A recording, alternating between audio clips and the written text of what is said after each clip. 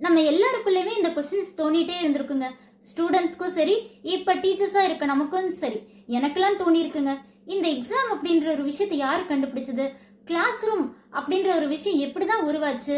அது மட்டும் இல்லாம எப்படி இந்த 5 சப்ஜெக்ட்ஸ் அப்படின்ற ஒரு சிஸ்டம் உருவாச்சு? அது என்ன இங்கிலீஷ், மேக்ஸ், சயின்ஸ், சோஷியல் எப்படிதான் இதை வச்சாங்க? அதுக்கு பதிலாக வேற ஏதாவது தொழில் அந்த மாதிரிலாம் வச்சிருக்கலாம். எப்படி இந்த 5 சப்ஜெக்ட்ஸை வச்சாங்க? அது மட்டும் இல்லாமல் இந்த குவார்டர்லி, ஹாஃப் இயர்லி இதெல்லாம் யாருடா கண்டுபிடிச்சது அப்படின்னு உங்களுக்கு மில்லியன் கணக்கான கொஸ்டின்ஸ் எஜுகேஷனை பற்றி உங்கள் மனசில் இருக்கும்ல, அதுக்கான விடையை சொல்ல போகிற புக்கு தாங்க இது. வாங்க வீடியோக்குள்ளே போகலாம்.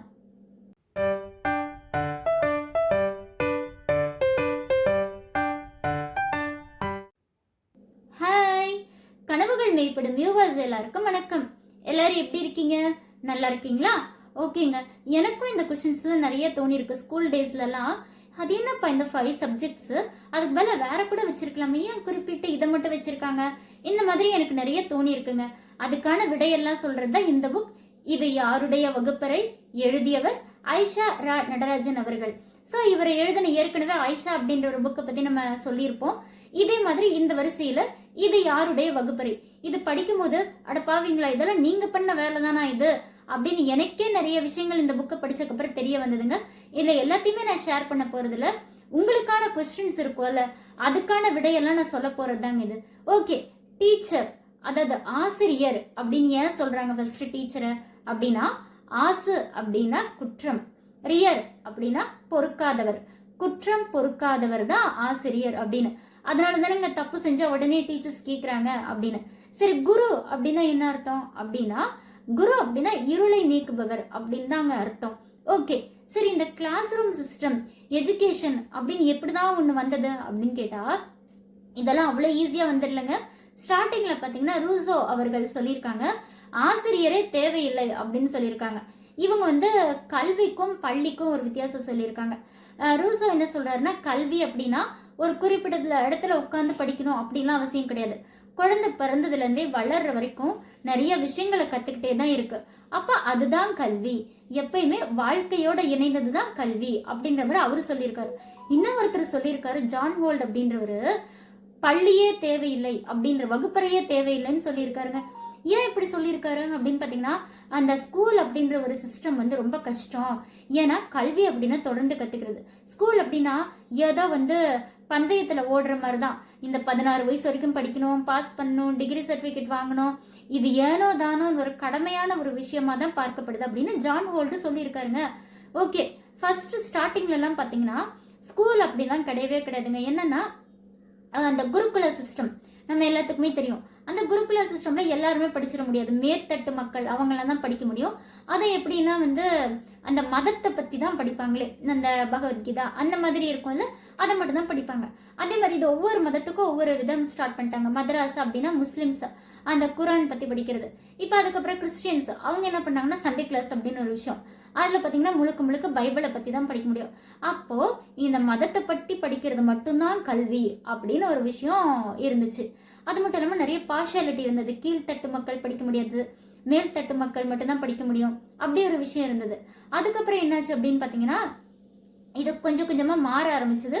அதுக்கப்புறம் 1797 பாடசாலை அப்படின்னு, இதெல்லாம் தந்தை மகனுக்கு சொல்லித்தருது அந்த மாதிரி. இந்த நவாப் பாளையக்காரர்கள் அவங்கெல்லாம் இருக்க சமயத்தில் வந்து தமிழ்நாட்டில் இந்த பாடசாலைகள் அப்படின்னு இருந்தது. மொத்தமாக 700 பாடசாலைகள் இருந்தது. அதுக்கப்புறம் திண்ணைப்பள்ளி உங்களுக்கே தெரியும், வீட்டில் உட்காந்துட்டு படிக்கிறது. ஸோ இந்த மாதிரி போயிட்டு இருந்தது. இதெல்லாம் சரியில்லை, இதுக்கு ஒரு ரிசல்ட் இல்லை, ஒன்றுமே இல்லை, இது உண்மையாலுமே படிக்கிறாங்களா, எல்லா மக்களுக்கும் கிடைக்கிறது இல்லை அப்படின்னு சொல்கிற மாதிரி ஒரு கஷ்டம் போயிட்டு இருந்ததுங்க. இதுக்கப்புறம் மெல்ல மெல்ல என்னாச்சுன்னு பார்த்தீங்கன்னா, கும்பேனி அப்படின்னு ஒரு கம்பெனி, அதாவது ஈஸ்ட் இந்தியா கம்பெனி வந்து உள்ள வருது. அதில் வந்து 1813 பார்த்தீங்கன்னா சார்ட்டர் ஆக்ட் அப்படின்னு ஒன்று கொண்டு வராங்க. இதில் என்னன்னா, இதுக்கு வந்து இந்தியன் ஸ்டூடெண்ட்ஸ்க்காகவே 1,00,000 தொகை முதல்ல கல்விக்கு அப்படின்னு சொல்லிட்டு ஒரு 1,00,000 ரூபாய் வந்து ஒதுக்குறாங்க. அப்பெல்லாம் அது அதிகம் தானே. ஸோ அதில் என்ன சொல்லியிருக்காங்கன்னா, எல்லாருமே அவங்க முன்னாடிலாம் அவங்கவுங்க மொழியில தானே படிச்சுட்டு இருந்தாங்க.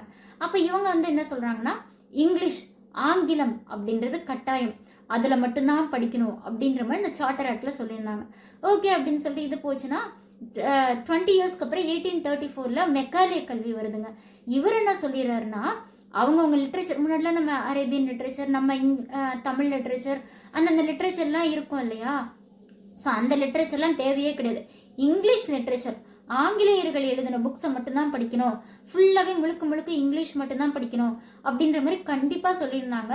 இது வந்து மெக்காலே மினிட்ஸ் அப்படின்னு அவர் வந்து 35 கருத்துக்களை சொல்லியிருந்தாருங்க. ஸோ இது இப்படி தான் வந்தது. அடுத்து வந்து பார்த்தீங்கன்னா 1854 இது உச்சகட்டங்க, வூட்ஸ் டிஸ்பேட்ச் அப்படின்னு சொல்லிட்டு. இதில் என்ன சொல்லியிருந்தாங்க அப்படின்னா, மக்கள் வந்து சிந்திக்கவே கூடாது, ஓகேவா? அதாவது இது சரி இது தவறுலாம் சிந்திக்க வைக்கக்கூடாது. நம்ம என்ன பண்ணணும், ஒரு சிலபஸ் ஃபார்ம் பண்ணணும். சிலபஸ் ஃபார்ம் பண்ணிட்டு அதில் இருக்கிறது மட்டும்தான் படிக்கணும் அப்படின்னு ஒரு ரூல்ஸ் போட்டுருணும். அப்படியே மனப்பாடம் பண்ணுற சிஸ்டம்ன்றது இங்கே தாங்க ஆரம்பிச்சது. அது மட்டும் இல்லாமல் மேக்ஸ், சயின்ஸ் அப்படின்ற ஒரு விஷயம் மெல்ல மெல்ல உள்ள வருது. எப்படி அப்படின்னு பார்த்தீங்கன்னா, மேக்ஸ் அப்படின்னு கற்றுக்கணுன்னா வந்து நிறைய ரிப்போர்ட்லாம் சப்மிட் பண்ணணும். ஸோ அதுக்காக வந்து கணக்கு தெரிஞ்சிருக்கணும் அப்படின்றதுக்காக நம்ம இந்திய மக்களை வந்து அடிமையை யூஸ் பண்ணி அந்த மேக்ஸ்ன்னு ஒரு விஷயத்த, சயின்ஸும் இங்கே தாங்க கொண்டு வந்தாங்க. அதுலேயும் நம்ம யோசிக்கலாம் கூடாது, ப்ராக்டிகல்ஸ் அதெல்லாம் மனப்பாடம் பண்ணுறது தான். இது ஏன் இப்படி வந்தது அப்படின்லாம் கேள்வி கேட்கக்கூடாது. அவங்க இத்தனை இப்போ இதை போடணும் அப்படின்னு சொன்னால் அதை போடணும், அவ்வளோதான். அந்த மாதிரி நம்மளை வந்து மிஷன் மாதிரி வச்சுருந்தாங்க. இங்கிலீஷ் அப்படின்றது என்னன்னா, நிறைய ரிப்போர்ட் எழுதணும். ஆங்கிலேயர்களுக்கு வந்து நிறைய எழுத்தாளர்கள் தேவைப்பட்டாங்க. அப்போ இங்கிலீஷில் தானே கம்யூனிகேட் பண்ணோம். அப்போ நல்லா எழுத படிக்க தெரியணும் அப்படின்றதுக்காக இங்கிலீஷில் அப்படின்னு சொல்லி கொண்டு வந்தாங்க. அடுத்து யூனிஃபார்ம் சிஸ்டம்னு ஒன்று வந்தது பாருங்க. இது எப்படி ரொம்ப நல்ல விஷயம் நீங்கள் நினைக்கிறீங்களா? இது ஆங்கிலேயர்கள் எப்படி கொண்டு வந்தாங்க அப்படின்னா, நீ வந்து நம்ம வந்து இப்போ பார்த்தீங்கன்னா அந்தந்த மதத்துக்கு ஏற்ற மாதிரி என்ன சொல்கிறது, தாடி வளர்த்துருக்கிறது, அந்த மதம் சம்மந்தப்பட்ட அடையாளங்களை வச்சு தொப்பி போடுறது, இந்த மாதிரி விஷயங்கள் தான் பண்ணிட்டு இருந்தோம். மெல்ல மெல்ல இவங்க என்ன பண்ணிட்டாங்க, நம்ம ஈஸ்ட் இந்தியா கம்பெனி அதெல்லாம் நீ போடக்கூடாது, எல்லாருமே யூனிஃபார்ம் போடணும், அப்புறம் ஷூ போடணும், ஓகேவா, ஐடி கார்டு, இந்த டை, இந்த மாதிரி விஷயங்கள்லாம் சொல்லிட்டாங்க.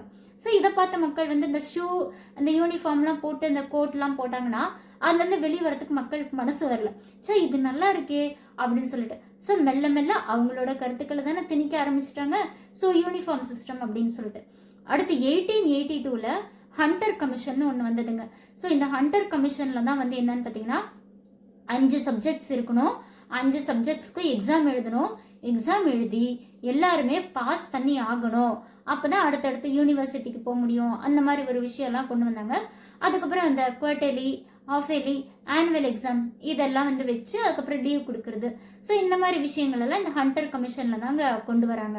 ஸோ இப்படியே போயிட்டுருக்கு. அப்போ நம்ம இந்தியா இதை பற்றி இது ஆங்கிலேயர்கள் தான் போயிட்டாங்கல்ல, சுதந்திரத்துக்கு அப்புறம் மாற்றலாமேன்னு பார்த்தா சின்ன சின்ன மாற்றங்கள் கொண்டு வந்தாங்களே தவிர அவங்க கொண்டு வந்த இந்த பாஸ், அதுக்கப்புறம் வந்து இந்த 5 சப்ஜெக்ட்டு, இந்த குவார்டர்லி, ஹாஃப் இயர்லி, இந்த சிஸ்டம்லாம் அப்படியே தாங்க இருக்குது. இப்போ இப்படி போயிட்டு இருக்கேன். ஆனால் எல்லா நாடுகளையும் ஒரே மாதிரி எஜுகேஷன் சிஸ்டம் தான் ஃபாலோ பண்ணுறாங்களா அப்படின்னு இல்லைங்க. செமையாக இருக்கும் ஒவ்வொரு நாட்டதும் படிக்கும்போது. இதில் முக்கியமாக ஃபின்லாண்டு, ஐயோ வேற லெவலுங்க. இது எப்படின்னா, குழந்தைங்க 7 வயசு வரைக்கும் ஸ்கூலுக்கே போக மாட்டாங்க. 7 வயசு வரைக்கும் நல்லா ஆடி பாடி விளையாண்டு அவங்களுக்கு என்ன தோணுதோ அதுக்கப்புறம் தான் 7 வயசுக்கு அப்புறம் ஸ்கூலுக்கு வருவாங்க. அந்த வகுப்பறை எப்படி இருக்குன்னு பார்த்தீங்கன்னா அவங்களுக்கான ஃப்ரீடம் தான். இப்போ ஒரு திறன் இருக்குன்னா அதில் 8 புக்ஸ் இருக்கும். அந்த 8 புக்ஸில் வந்து எதை சூஸ் பண்ணுறாங்களோ அதை தான் அந்த குழந்தை படிக்க முடியும். அதே மாதிரி 13 வயசு வரைக்கும் ஃபர்ஸ்ட் ரேங்க், செகண்ட் ரேங்க் அப்படின்ற ஒரு விஷயம் வந்து கிளாஸ் ரூமில் சொல்ல மாட்டாங்க. ஒருவேளை பேரண்ட்ஸே ஆசைப்பட்டு இல்லை என் குழந்தை என்ன மார்க் எடுத்திருக்குன்னு எனக்கு தெரிஞ்சுக்கணும் அப்படின்னாங்கன்னா வேணா அந்த ஃபர்ஸ்ட் ரேங்க் செகண்ட் ரேங்க் சொல்லுவாங்க, அதை தவிர சொல்ல மாட்டாங்க. அதே மாதிரி வகுப்பறைக்குள்ள குழந்தைங்க வந்து ஸ்லிப்பர் போட்டு வர மாட்டாங்க. ஏன் அப்படின்னா அப்படியே ஜாலியாக இருக்கணும், அப்படியே வீட்டில் வந்து இந்த ஸ்லிப்பர் போட்டு நடக்க மாட்டால அதே மாதிரி தான் ஸ்கூல்லையும் இருக்கணும் அப்படின்ற மாதிரி சொல்லியிருக்காங்க ஃபின்லாண்டில். அதே மாதிரி இன்னொரு விஷயம் அவங்க என்னன்னா, அவங்க விருப்பப்பட்டதை படிக்கணும். வீட்டு பாடம் அப்படின்ற ஒரு விஷயம் கிடையவே கிடையாது. நீ கிளாஸ் ரூம்ல என்ன கத்துக்கிறியோ அதுதான் வீட்டு பாடம் அப்படின்னு சொல்லிட்டு உனக்கு ஒரு சுமை கொடுக்கணும் அப்படின்னு ஃபின்லாண்ட்ல நோக்கமே கிடையாது. இன்னொரு விஷயம், முழுக்க முழுக்க அங்கே பிரைவேட் ஸ்கூல்ஸ் அப்படின்னு ஒன்று கிடையவே கிடையாதுங்க. இதெல்லாம் முழுக்க முழுக்க கவர்மெண்ட் தான் கண்ட்ரோல் பண்ணிக்கிறாங்க. ஸோ அதனால வந்து ரொம்ப ஈஸியாக இருக்கு. 3ல் ஒரு குழந்தை வந்து நான் டீச்சராக வரும்னு ஆசைப்படுமோ ஃபின்லாண்டில். ஏன் அப்படின்னு கேட்டிங்கன்னா அவ்வளோ அந்தஸ்து கொடுக்குறாங்க டீச்சர்ஸ்க்கு. ஸோ இன்னொரு விஷயம் பார்த்தீங்கன்னா, இங்கே டீச்சர்ஸ் எப்படி அவ்வளோ டீச்சராக ஆகுறது, இங்கே வந்து எல்லாமே தடிக்குள்ள தான் ஈஸியாக டீச்சர் ட்ரைனிங் எடுக்கிறாங்க. ஆனால் அங்கெல்லாம் அப்படி கிடையாதுங்க. டீச்சர் ஆகணும்னா அந்த ட்ரைனிங் அப்படிலாம் கிடையாது. ஒரு 30 பக்கத்துக்கு சைக்கலாஜிக்கலாக நிறைய கொஷின்ஸ் கேட்பாங்க, சைக்காலஜி பேஸ் பண்ணி. ஸோ அந்த 30 பக்கத்துக்கு நீங்கள் ஆன்சர் பண்ணிங்கன்னா ஓகே நீங்கள் தகுதியுள்ள ஆள் அப்படின்ற மாதிரி. அது அவ்வளோ ஈஸியான கொஷின்ஸ்லாம் கிடையாதுங்க.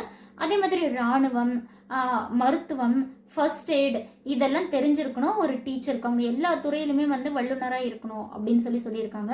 வருஷத்துக்கு 15,000 பேர் 56 நாடுகள்லேருந்து இந்த ஃபின்லாண்ட் எஜுகேஷனை வந்து விசிட் பண்ண போகிறாங்க.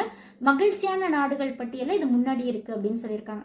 அதே மாதிரி சுவிட்சர்லாந்து, கியூபா இதெல்லாம் எஜுகேஷனில் ஃபர்ஸ்ட் வேறு லெவலுங்க. கியூபாலெல்லாம் பார்த்தீங்கன்னா இந்த என்ன சொல்கிறது எக்ஸாம் சிஸ்டமே கிடையாது. அப்போ எப்படி தேறி வர்றது, அடுத்தடுத்த வகுப்புக்கு போகிறது அப்படின்னா அவங்களே சூஸ் பண்ணி படிச்சுக்கிறாங்களா. அது மட்டும் இல்லாமல் அவங்களுக்கு வந்து அடிக்கடி இந்த வெள்ளம் இந்த மாதிரி இயற்கை பேரிடர்லாம் அதிகமாக இருக்கனால அவங்க வந்து இயற்கை பேரிடர் சம்மந்தமாக நிறைய படிப்பாங்க. தீயணைப்பு, இராணுவம் கிளாஸ் முடிச்சு ஒரு 2.5 மணி நேரம் ஏதாவது தொழில் சம்மந்தமாக அவங்க போய் வெளியே கற்றுக்கணும் அப்படின்னு சொல்கிறாங்க. அதே மாதிரி டீச்சர்ஸும் இந்த மாதிரி விஷயத்துலலாம் நல்லா வெல் வெஸ்டாக இருப்பாங்க அப்படின்னு சொல்லியிருக்காங்க. இந்த மாதிரி தாங்க. அதே மாதிரி ஜப்பானில் வந்து உட்டோரி அப்படின்னு இது வந்து புக்கை வந்து சுமையை குறைக்கணும் அப்படின்னு சொல்லிட்டு ஈஸியாக படிக்கிற மாதிரி நிறைய விஷயங்கள் சொல்லியிருந்தாங்க. சரடோகா இது வந்து ஸ்டார்டிங்கில் வந்து கலிஃபோர்னியாவில் ரொம்ப கஷ்டமாக இருந்தது, பிள்ளைங்க மென்டலி ரொம்ப டிஸ்டர்ப் ஆகுறாங்கன்னு சொல்லிட்டு நிறையா ஃப்ரீயாக வந்து ஒரு 4 பீரியட் மட்டும் தான் கிளாஸு, அதில் சினிமா எல்லாத்தையுமே டிஸ்கஸ் பண்ணலாம் அப்படின்னு சொல்லியிருந்தாங்க. இதில் எல்லாத்தையுமே கருத்து வேறுபாடு இருக்கான்னா நிறைய கருத்து வேறுபாடு இருக்க தான் செய்யுது. பட் பிள்ளைங்களோட ரிசல்ட்ஸில் எந்த பாதிப்புமே இல்லை அப்படின்னு சொல்லியிருக்காங்க. ஸோ இந்த மாதிரி நிறைய விஷயங்கள் இவர் ஷேர் பண்ணியிருக்காரு. அதே மாதிரி ஆசிரியர்களுக்கும் மாணவர்களுக்கும் ஒரு சண்டை வருது. ஏன் அப்படின்னா இப்போ ஆசிரியர்கள் சொல்கிறது மாணவர்கள் கேட்கறது இல்லை. என்னென்னா மாணவர்கள் வந்து எப்பயுமே ஒரு கம்ஃபர்ட் ஜோனில் இருக்கணும் அப்படின்னு யோசிக்கிறாங்க. இன்னொரு விஷயம் வந்து எதையுமே ஈஸியாக அட்வைஸ் அப்படின்னாலே ஐயோ அப்படின்ற மாதிரி இருக்குது. அதனால் அவங்களுக்கு காது கொடுத்து கேட்கறதுக்கு பிடிக்கிறது இல்லை. இன்னொரு விஷயம் என்னென்னா நம்மளும் டீச்சர்ஸ்க்கும் அந்த நம்ம சொல்லுவோம் 8th வரைக்கும் நல்லா தான்ப்பா இருந்தான், 8th அப்புறம் என் பேச்சையே கேட்க மாட்டேங்கிறான் அப்படின்னு சொல்லி நமக்கு ஒரு கம்ப்ளைண்ட் இருக்கும்ல. அதுக்கு என்ன காரணம், அந்த ஏஜ் தான் காரணம். இப்போ 11th 12th எல்லாம் போனாங்க, அந்த ஏஜில் என்னன்னா யார் சொல்கிறதையும் கேட்கக்கூடாது, சுயமாக முடிவெடுக்கணும் அப்படின்னு சொல்லிட்டு அவங்களோட விருப்பம் இருக்குது. ஸோ இந்த மாதிரி தான் ஆசிரியர்களுக்கும் மாணவர்களுக்கும் எப்பயுமே ஒரு சின்ன ஃபைட் இருக்குது. ஆனால் நம்ம ஸ்டூடெண்ட்ஸும் சரி டீச்சர்ஸும் சரி ஒரு நல்ல ரிலேஷன்ஷிப் டெவலப் பண்ணிக்கணும்னா மரியா மாண்டெசரி சொல்லுவாங்க ப்ளே கம்பேனியன் அப்படின்னு டீச்சர் இருக்கணும், ப்ளே பார்ட்னராக இருக்கணும் அப்படின்னு. இப்போ காலகட்டத்துக்கு குழந்தைங்களோட விளையாடுறது அப்படின்னு இருக்கிறத விட கொஞ்சம் பேசி இருக்கணும் அப்படின்ற மாதிரி கொஞ்சம் பேசி அட்வைஸ் பண்ணி கொண்டு போகணும்னு சொல்கிறாங்க. ஸ்டூடெண்ட்ஸும் வந்து கொஞ்சம் ரியலைஸ் பண்ணணும் அப்படின்ட்டு நம்ம நல்லதுக்காக அப்படின்றத விட எந்த கருத்துனாலும் ஸ்டூடெண்ட்ஸ் வந்து வெளிப்படுத்தணும். ஸ்டூடெண்ட்ஸ் வந்து அமைதியாக உட்காந்துட்டு இருக்காம பார்ட்டிசிபேட் பண்ணணும் அப்படின்ற மாதிரி நிறைய விஷயங்கள் இதில் ஷேர் பண்ணியிருக்காங்க. மொத்தம் 7 கட்டுரைகள் இருக்குங்க இதில். ஸோ நான் 2 கட்டுரை மட்டும்தான் இதில் ஷேர் பண்ணியிருக்கேன். நீங்கள் படித்து பாருங்கள், ஸ்டூடெண்ட்ஸ்க்கும் சரி டீச்சர்ஸ்க்கும் சரி அப்புறம் ஒரு நல்ல ரிலேஷன்ஷிப் டெவலப் ஆகும் அப்படின்ற ஒரு விஷயத்த சொல்லியிருக்காங்க. ஸோ படித்து பார்த்துட்டு எப்படி இருந்ததுன்னு எனக்கு கமெண்ட்ஸில் மறக்காமல் ஷேர் பண்ணுங்கள். அண்ட் மறக்காமல் சப்ஸ்கிரைப் பண்ணுங்கள். அண்ட் நிறைய பேருக்கும் ஷேர் பண்ணி விடுங்க இந்த வீடியோவை. Okay, thank you.